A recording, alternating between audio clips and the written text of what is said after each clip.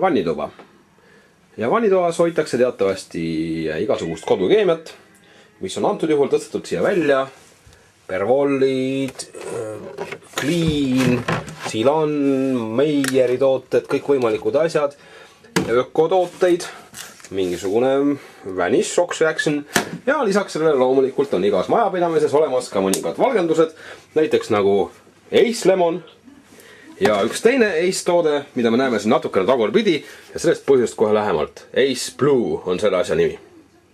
Ja nagu Ace Blue väidab, siis ta taastab valge juba ka koltunud pesul. Nii et ma pean seda kahjuks näitama natuke tagurpidi.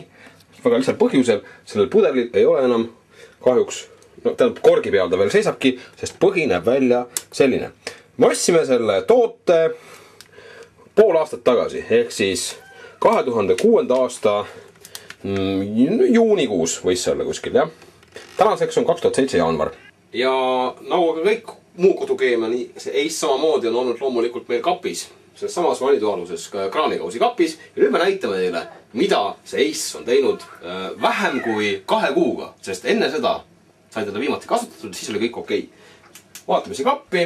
Suumime, näete, et pulju sisse on söövinud korralik, valgenduslik auk.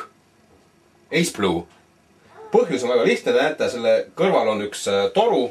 See on kuumaveetoru ja ilmselt see kuumaveetoru on aegade jooksul ehk siis 2 kuu jooksul kõrvetanud sisse temasse tõsise augu. Ja seetõttu näete välja selline, nagu te näete seal, kuid mis peamine, Ace Blue töötleb ära ka teie puidu. Ma arvan, et ka metalli. Jah.